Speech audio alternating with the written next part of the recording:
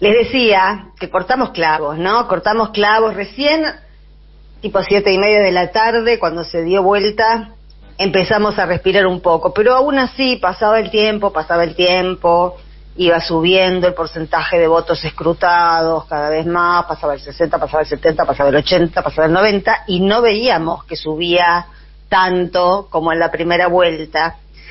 Y bueno, ese porcentaje que por el cual Brasil tiene nuevo presidente y Lula vuelve al ruedo, y es el primer presidente que vuelve del lofer, por otro lado, que logra dar vuelta esa campaña vil de demonización, en la que no obstante cayeron un montón, millones de brasileños, ¿no? Acríticos, porque se escuchaba mucho en los móviles, escuchar a los que votaban por Bolsonaro decir que Lula no porque era un corrupto, que Lula no porque había estado preso, que Lula no porque había sido condenado, ¿no? Y a uno, bueno, una vez más, uno siente mucha impotencia frente a esas mentiras de las que se da cuenta mucha gente, pero mucha otra gente no.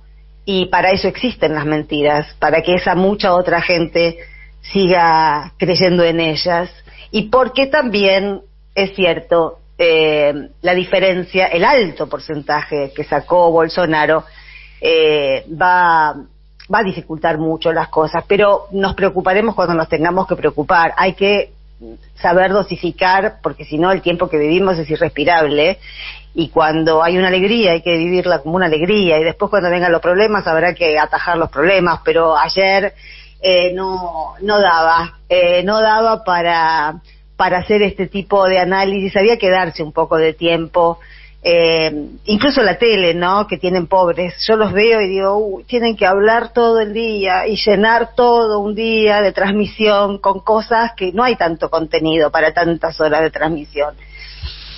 Pero bueno, el hecho, yo les quería comentar, porque no fue solamente la de ayer una victoria de Lula, por supuesto que fue de él, que es el gran protagonista, es una personalidad con una biografía increíble, un hombre que, bueno, ya que tanto habla la derecha y la ultraderecha de mérito, vaya si ha hecho méritos Lula, pero siempre colectivamente. Pero más allá de su historia, más allá de lo que pinta en Brasil, que más adelante en el programa lo vamos a estar peloteando con Jorge, yo quería poner de manifiesto lo que significa para cada uno de nosotros, la dosis que a cada uno de nosotros nos toca de esto que ha pasado ayer, porque nos toca una parte. A cada uno que ha puesto en su perfil la imagen de Lula, o que ha ido a alguna marcha acompañando a los hermanos brasileños, bueno, y mucha gente que ha militado desde aquí para Brasil, para la campaña de Lula, bueno, toda esa sinergia, toda esa energía en algún punto se junta.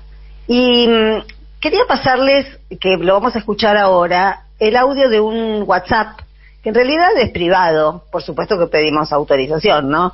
Pero, y por supuesto que el contenido es compartible, porque si no, no lo haríamos, pero a mí me parece que esta espontaneidad, esta emoción que transmite el mensaje que Fátima da Silva le hizo a Sonia Leso. Sonia Leso es la secretaria general de CETERA. Fátima da Silva es la vicepresidenta de la Internacional por la Educación para América Latina y es la presidenta de la principal central de educadores de Brasil.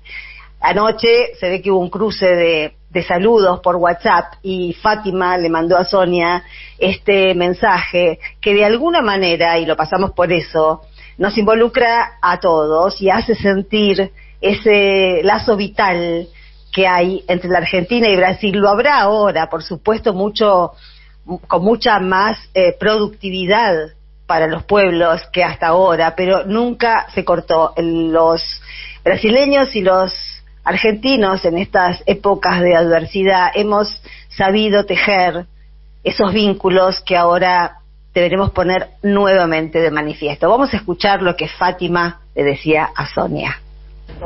Mira, la victoria de Lula no es de Lula, mas de todos nosotros que levantamos el afiche, primero Lula libre, después Lula esperanza, y de todo. Entonces es nuestra esperanza en cuanto a izquierda, y también para nosotros y nosotras dizer así, mira, elegemos por tercera vez un presidente de la República que tiene menos escolaridad que nosotros en cuanto maestros, en cuanto profesores y en cuanto profesoras. 1 millón de votos es poco para Brasil, un país como este, mas también es al mundo para decir el seguinte: el fascismo acá tem 1 millón de personas que nos salva, y sabes que la parte del nordeste de Brasil que nos salva, no es esta parte. Entonces la noche de hoy es para decir así, mira, este mal que perdura desde 2016 con el golpe de Dilma, tem nuestra parte de derrotar. Cada vez que levantamos el afiche Lula libre, cada vez que nos somos a Curitiba, cada vez que ustedes levar el interior de todas las provincias de Argentina, nosotros acá de Brasil, que levamos a Bruselas, al último congreso de la IE Mundial, que pautamos con la cuestión de la democracia, que demos la pauta en cuanto a América Latina y todo, ¿no? O sea, la victoria de hoy es mucha cosa que está dentro de nuestras emociones, dentro de nuestras luchas, dentro de nuestras creencias, dentro de nuestras fees, dentro de todos que pasamos, de todos que vivimos. Entonces, con toda emoción, gracias a usted como secretaria general de CETERA, esta vitória tem todo del pueblo argentino, tem todo de CETERA, tem todo de CTA, tem todo de usted, de Hugo, de Eduardo, de tantos otros compañeros y compañeras de todo el pueblo de Argentina, de las madres de la Plaza de Mayo, que todo hicieron y todo, ¿no? Bueno, ahí estaba, ¿no? Redondito, hasta despidiéndose y nombrando a las madres de Plaza de Mayo, de las cuales esta es su radio. A mí me emocionó mucho cuando lo escuché, este mensaje, Sonia lo debe haber compartido con 4 o 5 personas, pero se viralizó. Y bueno, me pareció que era algo compartible porque transmite precisamente lo que les decía antes, ¿no? Que todas las militancias, que todas las micromilitancias, que los pequeños gestos, que las marchas, que los afiches, que los proyectorazos, que cada una de esas cosas, desde el principio, desde que la derrocaron a Dilma, y cuando lo procesaron a Lula, hemos vivido juntos con los brasileños esta larga pesadilla que empezó cuando las derechas se dieron un plan conjunto, este Cóndor 2, que no recurre a las Fuerzas Armadas, pero sí a los poderes judiciales y a los medios de comunicación y a fachadas de partidos políticos, ¿no? Hasta el momento Bolsonaro no se pronunció. Hoy fue a trabajar, pero ayer se fue a dormir, y hasta ahora no se ha pronunciado. El que sí tuiteó fue su hijo, Eduardo, el que estuvo hace poco acá como una estrella de la ultraderecha regional. Padre, con usted, lo que venga y venga. Un mensaje un poco críptico, por lo que se deduce que, bueno, hasta Biden lo reconoció a Lula, es decir, que se disipa el temor de ayer. Empieza el de mañana, pero se disipa el temor de ayer, que era que Bolsonaro no aceptara los resultados. ¿Ustedes se dan cuenta el nivel de desquicio en el que estamos viviendo? Tanto acá gobierna el oficialismo, es el frente de todos, estemos más de acuerdo, menos de acuerdo con el presidente, pero está en el gobierno una alianza, un frente que votamos. Cuando llegue el año que viene, cuando lleguen las elecciones, nadie se va a hacer el planteo de la posibilidad de un fraude. Nadie. Porque jugamos un deporte con reglas y respetamos las reglas. Pero yo les decía, ¿ustedes se dan cuenta el desquicio en el que estamos viviendo? Porque ¿cómo es posible, si Brasil fuese, en este momento todavía, en este momento que tiene presidente electo, pero todavía, si fuese realmente una democracia, no hubiese habido todo el escozor que nos recorrió todo el día sobre si Bolsonaro, porque hasta, bueno, la prensa de Brasil e internacional era la gran pregunta, ¿lo aceptará Bolsonaro? ¿De qué estamos hablando? Sí, por supuesto que la amenaza era real, porque él mismo había querido suspender la segunda vuelta, él mismo había mandado por la tarde a la policía a detener vehículos en el nordeste, y después el Tribunal Electoral decomandó eso, ¿no? Pero estamos hablando de anomalías que pasan por democracia si no lo son. Si Brasil con Bolsonaro fuese una verdadera democracia, una democracia a secas, no una verdadera democracia, una democracia a secas, donde las reglas valen para todos, no hubiese existido esa zozobra, ni porque después la preocupación era, bueno, por tan poco lo admitirá Bolsonaro, y uno lentamente se va deslizando hacia la zona de confort de ellos, que es la pesadilla nuestra. No hay que dejarle zona de confort, porque ¿por qué somos nosotros los que tenemos que vivir en una pesadilla? Y lo que vimos en Brasil ayer, cuando se terminó la tensión, cuando, bueno, ya estaba el 98% y 98 y pico de votos escrutados, fue que se liberó, como les decía, una tensión, y pudimos ver lo mismo, exactamente lo mismo, que sentimos muchos y muchas en la Argentina, que más allá de querer otras políticas, más allá de querer otro rumbo, más allá de no estar en absoluto de acuerdo con los postulados delirantes que propone la ultraderecha, y cuando digo ultraderecha me refiero a Juntos por el Cambio, más allá de eso, de lo que estamos verdaderamente hartos es de este modo de vivir, es del odio, porque también en Brasil pudimos ver ese espejo que necesitamos ver, no es odio cruzado.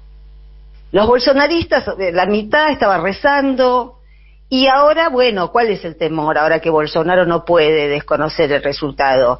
Es el mismo temor, o mejor dicho, el temor de que pase lo mismo que pasó en Estados Unidos cuando se fue del gobierno el inspirador de la ultraderecha de este tipo, que es Trump, y entraron al Capitolio y quisieron violar a legisladoras,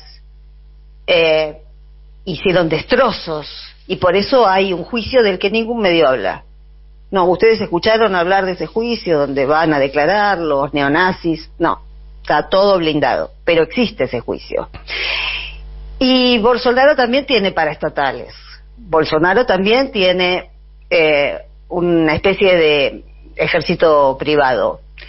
Y bueno, el temor está puesto en qué va a hacer esa gente ahora. Es necesario que haya una reacción civilizada ante la barbarie, porque los términos se dieron vuelta.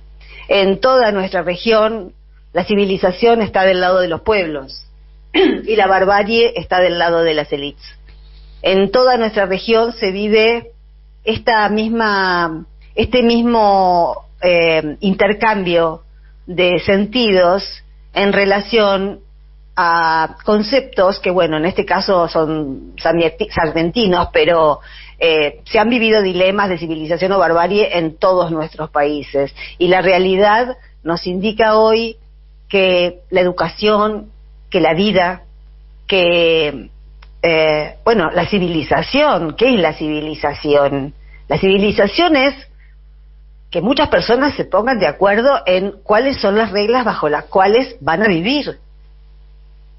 Eso está del lado de los pueblos.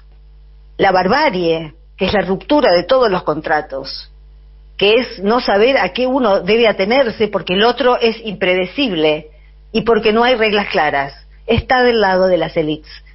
de las élites, de los muy ricos, de los medios de comunicación concentrados, de las ultraderechas que juegan a ser rebeldes cuando son una pieza de adaptación al statu quo de siempre, de siempre. Así que, bueno, eso lo iremos viendo cuando vaya pasando, porque hay que ir acompañando la historia, no adelantarse, porque si nos adelantamos mucho, por ahí uno se paraliza. Y hay que dejar que de a poco vuelva. Lo que vimos que no desapareció, nos creímos, yo por lo menos, estaba... hacía mucho, me sorprendió cuando vi ayer la alegría brasileña, que es con lo que hemos convivido toda nuestra vida, y por unos años eso se cortó, se secó. Aparecía desde Brasil otra cosa, las armas, la violencia, el nivel de guaranquería de Bolsonaro y de todos sus adeptos, esa cosa marcial, esa cosa ignorante, ese pensamiento mágico perverso.